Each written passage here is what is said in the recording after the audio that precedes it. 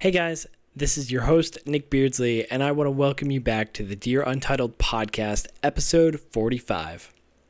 Today is special because as far as featuring creatives beyond musical artists, I love to showcase and highlight some of the people behind the artists who provide more connections and additional networks for these bands to succeed. That is not to take any spotlight away from the artists out there slogging through the task of public relations and media and all social everything on their own. This is just recognizing those who help make their lives easy so artists can continue to make the music we all enjoy while earning recognition in the meantime due to these people. With that said, I'm thrilled to announce that today's special guest is a friend of mine, Jazmin L'Amy. Jazmin is a former journalist and current publicist with what I would call a storied career to date. I won't divulge too many details of her story, but she has worked with a handful of press agencies who you might recognize, but she's definitely worked with some legendary artists who you would recognize, such as Jinjer, Orbit Culture, Lorna Shore, Scene Queen, Slipknot, and many more. I personally am a fan of her podcast, I'm Your Biggest Fan, somewhat ironic, where she chats to artists about their favorite artists. Who doesn't love that? Really cool. Go check that out too. I won't keep you any longer. Very excited to showcase Jazmin here on episode 45. So I was listening to I'm Your Biggest Fan podcast. And if you want to kind of go into that a little bit of just a little overview for the listeners of what that's about, first of all, and that's also partnered with Noise, correct? Yes, it is. Awesome. It's basically, so even though my full-time job is in publicity, I started out as a journalist. I've got a degree in music journalism, and it started as a radio show in 2021 maybe. Oh, like actually on air? Yeah. Oh, okay. But I felt like the concept of it wasn't really fit for radio because the theme of it is basically I'm talking to artists about their favorite artists. Yeah. Whilst it was a radio show, I was playing the songs of the band we were talking about. Yep. So it didn't make sense that I was, talking to these young up-and-coming bands, but playing the music of a band already 80 times their size that probably didn't need the airplay. Yeah. So I finally brought it back as a podcast a year and a bit ago. And it's so much fun, especially having been on the PR side for so many years now. I just find that, I encounter a lot of young, still learning journalists that are always asking the same questions on every album cycle, every tour cycle. Yeah. And I can imagine for a musician, it can get quite monotonous from time to time. Of course. So I kind of wanted to, the nice thing about talking about their favorite band is they're already going to enjoy the interview. They're talking about something they're already passionate about. Yeah. And I kind of wanted to, bring them back with nostalgia and remember all the reasons and all the other bands that got them onto the path that they're currently on. And to also highlight the fact with social media, I think a lot of fans, that barrier is broken between fan and musician. And I also, obviously encounter a lot of fans that don't quite understand that their favorite artist is also just a person and just a fan of music. Yeah. So they're really fun chats. I'm really glad I managed to do it again. It's on hiatus at the moment because I've started a new job and I'm still settling into that. Completely understood. Yeah, I mean, that's what happens with Dear Untitled. It's like, oh, well, hold on, life changed. I can put it on pause for a moment. Yeah, that's amazing, though, because I can heavily relate to the whole, well, musicians just hear, well, what's your favorite song? What's, the most personal to you, or this or that, the other thing. And it's definitely a challenge as a journalist to try to think outside the box and also do the research of man, I don't want to ask the same 12 questions that have already been asked. Like, where are you from? What's your favorite place to play show? That sort of thing. They're all questions that have the answers on the internet already, and it bugs me so much.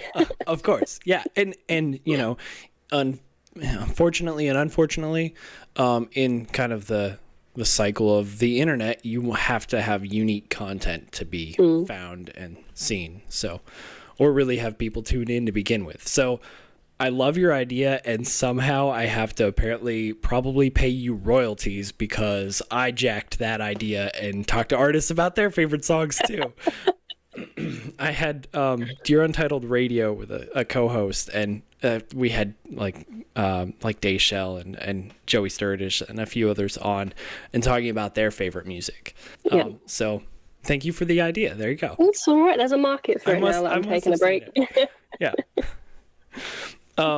Okay. So I know you have a diverse range of music, but is there anything you could pinpoint that got you into music?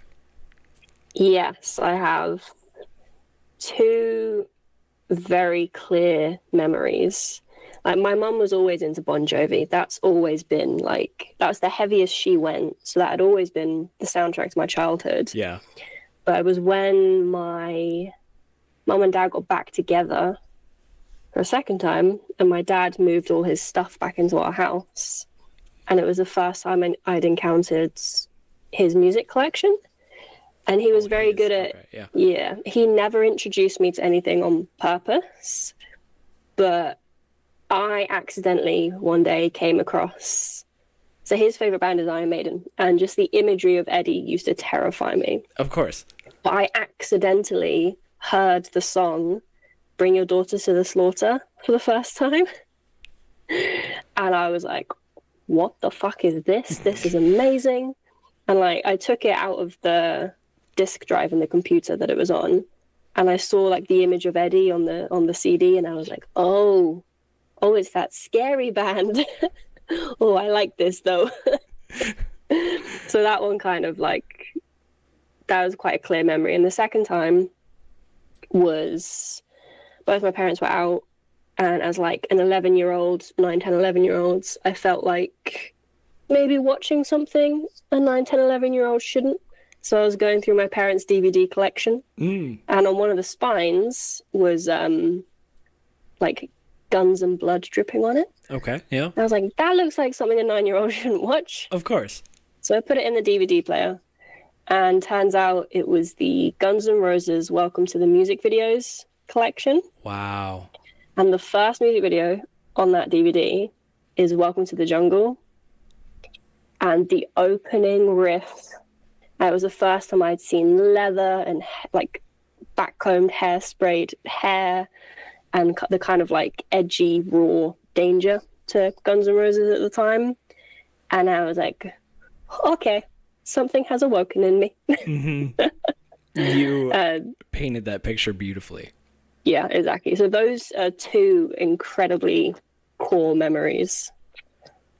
That's awesome. And so, and then, sorry, did you go to school for PR? I think you said that, or? I went to uni for journalism, specifically music journalism. Okay.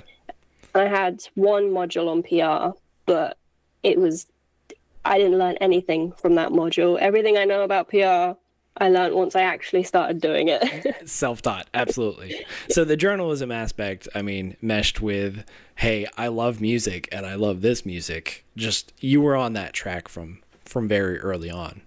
Yeah, I genuinely, it's quite scary now I think about it. I don't think I'm built for anything else. When I look back at my school career, I always did, at GCSE and A level, English, media studies, music, performing arts. Right. Those were the 4 that I did. So it's all culminated into journalism and then eventually PR. Yeah.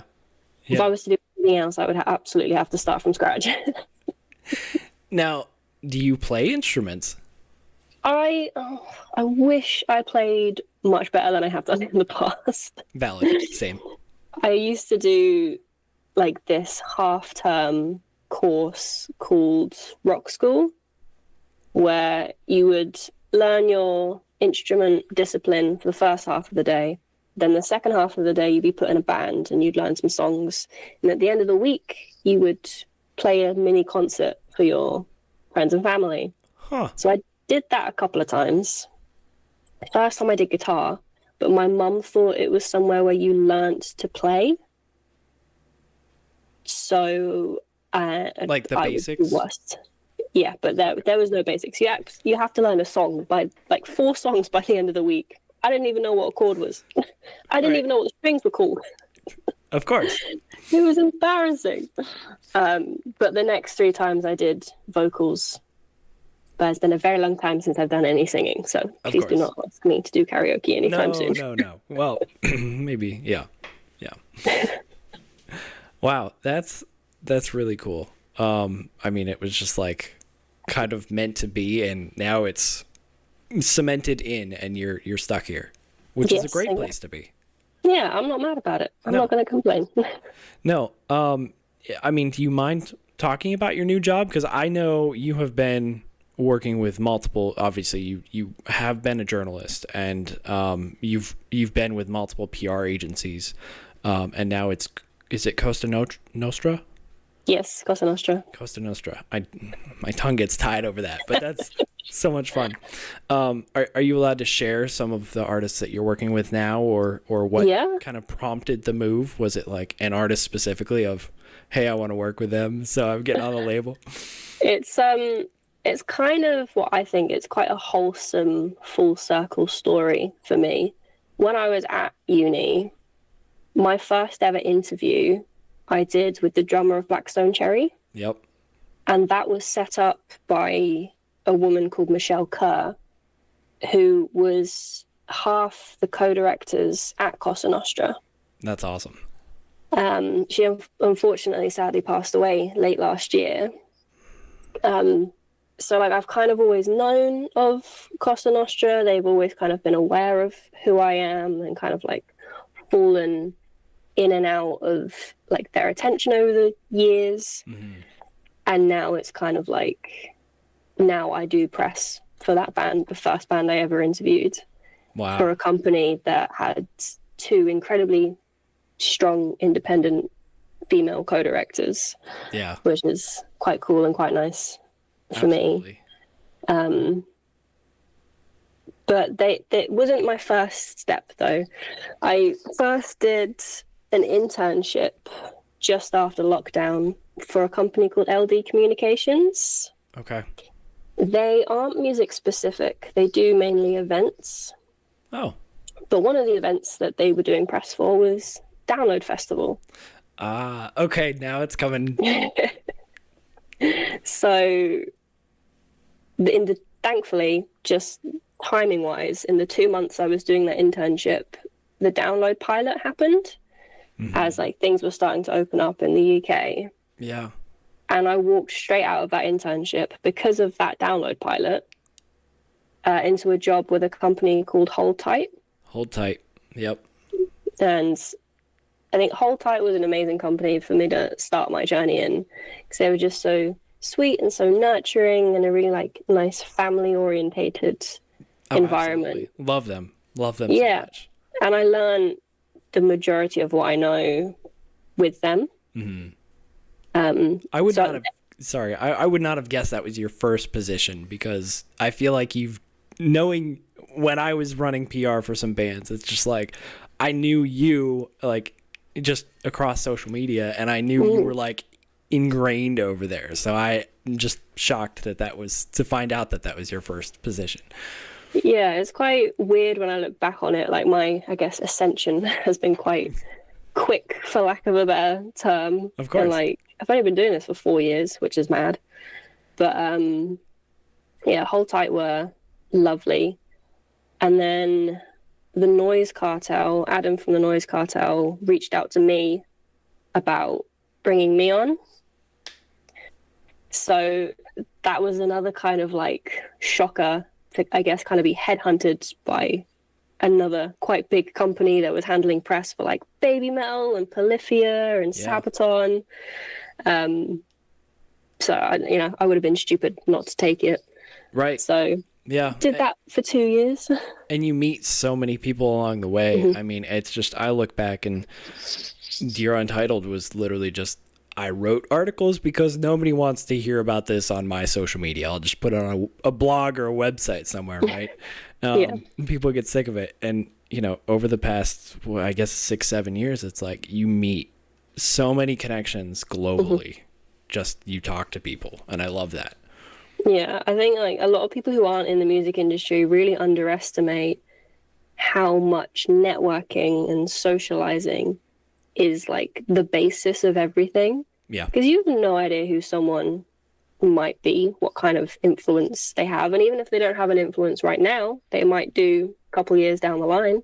Of course. So it's always important to speak to everyone. Of course. There's speak to everyone. So many people. Yeah, speak to everyone. And I mean, I guess that's more of a personal kind of mantra in my head of, you just treat everyone with respect, right? You never know who's going to know who. And it doesn't matter. Like it could be, the president's kid. It could be the governor's, next twice removed nephew.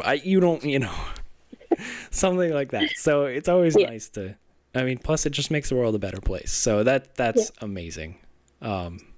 That's a really cool journey. I mean, honestly, I'm jealous. It's really fun. Here I'm over here being a hobbyist, and I should really, dive in. I annoyed a lot of people for a very long time until I got this.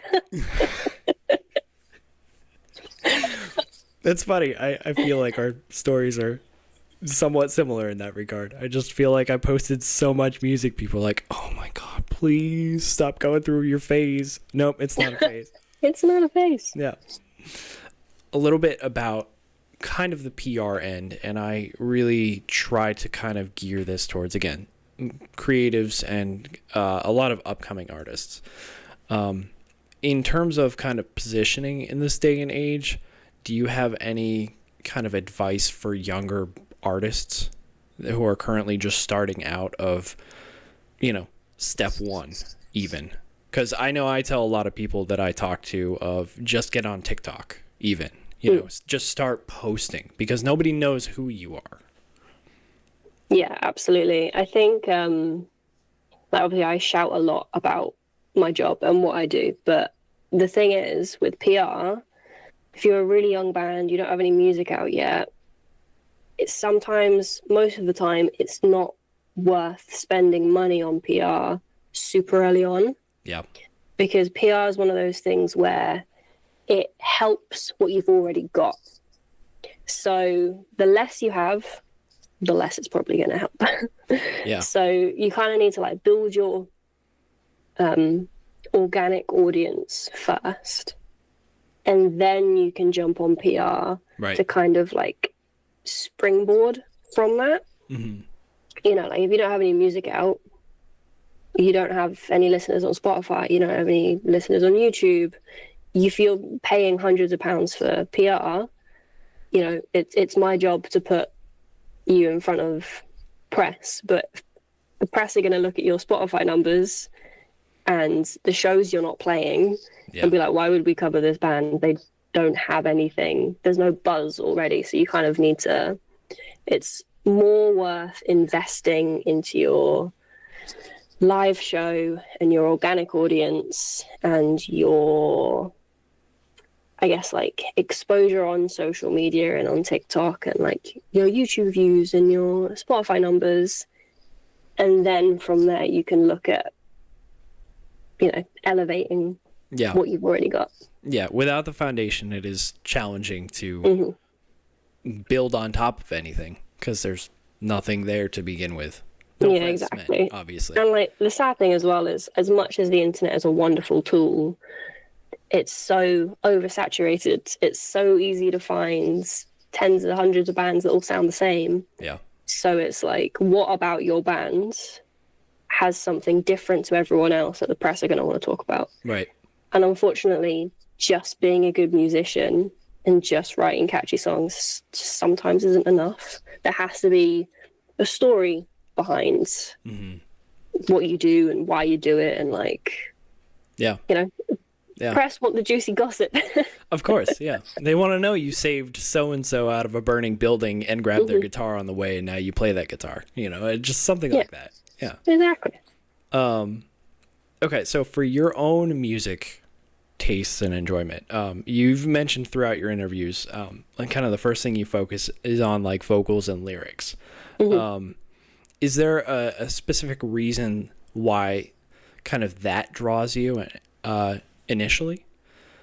I think I've always been a big reader and a big fan of the English language. And as someone who technically I can't play an instrument, I'm not big on like musical theory. So, and it's one of those things like I could love a riff, I could love the music, but if the vocals don't catch me, that's like make it or break it for me. Yeah. So I think clever lyrics, meaningful lyrics, fun lyrics, I don't know, they just kind of like, that's what hooks me first. And also, whenever I go to live shows, the one thing I can do as an audience member to participate in the music that is happening is singing along. Very true. Using the instrument. Yeah, exactly. So I think that's why. Yeah. Well, that's awesome. And you're about the story. I think that's really cool. And obviously I really just started talking to you today. But you know, understanding that, you know, you working in PR, you're kind of crafting a story. You're helping an artist craft a story. You like music with a story, and you also have a great story. I mean, it's just you're a story person. That's I'm a really storyteller. Cool. A storyteller, yes, that is. But that's the thing as well. Like when you like listen to fans talk about like the music that saved them. Yeah. You know, like most people, if they have a band that like saved their life, it's because of the lyrics. It's because as a vocalist and a lyricist, you know, especially with rock and metal, where it's a very vulnerable and emotive and, for lack of a better term, depressive genre sometimes. But that's good. Yeah, exactly. So I guess listening to artists sing about similar experiences and feelings about how I was feeling growing up, it's one of those things that doesn't make you feel alone. Yeah. And I don't think you can get that same feeling if there's no lyrics on it. Like the music can be great, but it's the lyrics that is always like the cherry on the top for me. Yeah. That's actually 100% true. One album that, and I blanking on the name, but the band is called Taken, and Ray Harkin is the host of 100 Words or Less podcast. But I remember hearing a story on a podcast he did a while back about he wrote their latest EP based around kind of the arc of his wife getting diagnosed with cancer and like his fear and, you know, the arc of like finally getting relief, thank goodness.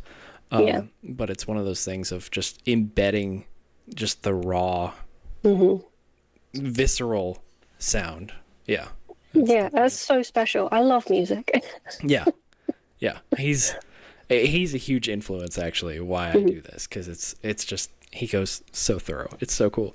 Is there a story in the industry or an interview you may have done that has stuck with you since you started? Actually, you know what? Probably one of the interviews I did, not for my podcast, but when I used to write for Distorted Sound magazine, and I interviewed Jarrett Reddick, the vocalist of Bowling for Soup. And it was one of those kind of like imposter syndrome moments where I'm like, oh, I'm about to interview, you know, a pretty big artist. What if he doesn't like me? Of course. And the interview ended up running over because we were just talking the whole time. But during the interview, I was talking about tattoos because he's covered in tattoos. I love tattoos. I asked him what his most recent one was, and he had just gotten a pet portrait of a dog he'd recently lost. And at this point in time, I had just lost my cat, who passed at 16 years old, and I'm an only child, so like that cat is everything. Is everything to me growing up. And we both started crying. Thankfully, it was a written interview, so that was just between me and him, but it was like really lovely, really wholesome. And then at like the very end, he told me that like it was a super good interview, I was a really good interviewer, and that it was one of the best interviews he'd had in a very long time, and like just kept thanking me profusely, which meant so much because, like I said, Bowling for Soup have been around for eons, decades now at this point. So the fact that this man who has done countless interviews before, you know, was saying really nice things about having such a lovely chat with me, I was like, this is why I do what I do.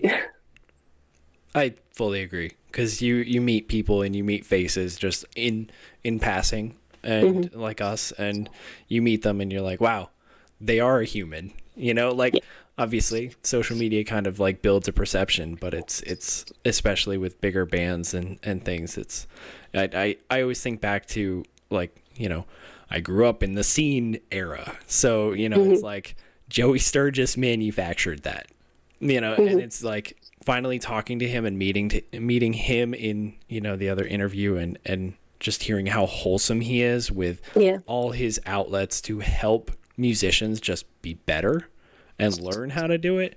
It's like, whoa, you're not this. I mean, he is a legend. He's defined himself as a legend. Let's make that clear. But, you know, it's one of those things of he's looking to help. He's not gatekeeping that.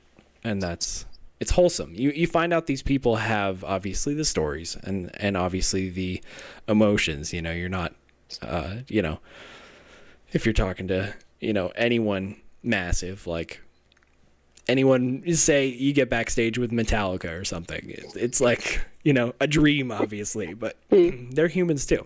You know? Yeah, that's really cool. So and this kind of goes into I'm Your Biggest Fan, your podcast.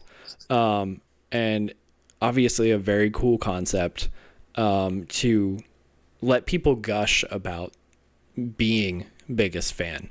Who would you say, unless it's your kind of your childhood inspiration, who would you say that you are the biggest fan of? This one's always awkward because I now work press for them. Oh my gosh. But basically, Hailstorm, and more specifically, Lizzie Hale of Hailstorm, is my biggest idol ever. That's amazing. And I've been lucky enough to meet her twice, and I kept my composure. So now that I work for her, hopefully I've gotten all that out of my system. Of course. That's awesome though, because now your passions, I mean, obviously your dreams, your goals, what known or unknown, you know, like you took this role and you're like, oh my God, I get to work for them. But they know they have people very passionate about their stuff on their team. This is true. And that's one of the reasons why, like, I finally do this as a job, is I never wanted to do a job that wasn't a passion. Yeah. I was like, I can't play music for shit, but it is like the biggest thing about my entire personality. I want to be able to do it as like a day-to-day career. Of course. Yeah. Same wavelength there. I can't, you know, chorus band in high school, but you can't really take a trombone into, I don't know, I guess some people probably do, but you can give it a go. There's I've forgotten what they're called, that hardcore band that have a clarinet. Or there's a band called Bill Murray that have a saxophone. That's true. Yeah, that's true. Well, see, just gotta take that first step. Be a trailblazer. Man. Don't wait for someone else to do it first. I appreciate that. I do. Let's see. Okay, so you're an avid concert goer. Obviously. Oh, yep. And I think if I saw your stories, you were at a concert this weekend too. Yeah, I was at the Unholy Trinity tour, which Very had nice. Behemoth headlining, then Satyricon, and then Rotting Christ. Wow. A very black metal night for me. Of course. What's your upcoming schedule look like? Oh my God. Because I know you practically just went broke recently buying some tickets. So I'm in a very fortunate position where the majority of the gigs I go to are work related. Perks of the job. Yeah, exactly. Understood. But I recently bought some Lady Gaga tickets that have definitely set me back financially. And in the same week, Ice Nine Kills announced their first Wembley Arena show, and so did oh my God. Yeah. Malevolence, all in the same week. Yeah. So those are the most recent tickets I've bought, but that's amazing. I'll show you my gig list for last year. So this was less than the year before. Oh my goodness. Look how many there's there. I'm speechless. That's mostly for work? Yeah. And then like there's a couple of bands I will always just buy tickets for, like Hailstorm and Iron Maiden and yeah, you always have the favorites that come through. Yeah. Yeah, exactly. But this year, not as many thus far, thankfully. My next gig is actually mid to end of May. I've got Zeal and Ardor headlining Desert Fest, and then it's Slam Dunk Festival, and then Download, and then we've got Hailstorm supporting Iron Maiden. Of course. Which will be very cool. My favourite band and my dad's favourite band that I get to take him to. Very wholesome day. That's awesome. That's so much fun. Yeah, but not as many as last year. So quieter year for me. Perfect. What's funny is my wife's favorite band is Iron Maiden as well. Nice. And I had no idea, but apparently I think she did gymnastics and that's how it aligned, or she just flew over, but she went to Europe somewhere for an Iron Maiden show, and that was her first show. I was like, that is just the best. Like, I met the amazing person. It's like you're that passionate in, early high school to fly across an ocean and go see your favorite band. So that's cool. That's the way to do it. Yeah. Okay, so let's see. This last one I think I have here is quickly about like playlists and Spotify.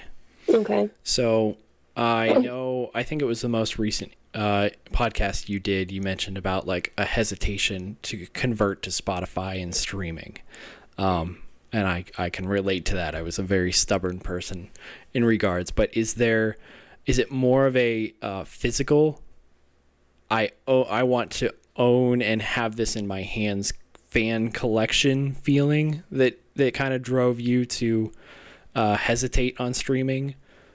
I think it was the only reason I got Spotify during lockdown was because it's just such an easy tool for someone who works in the music industry. You can do so much research so quickly by just going to a band Spotify page.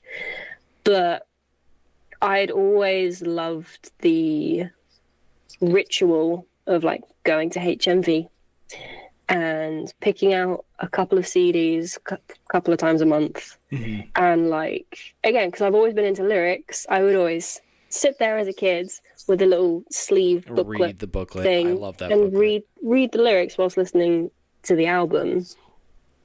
But it's funny that it is that like whole physical ritual that I love, because it also took me so long to get into vinyl.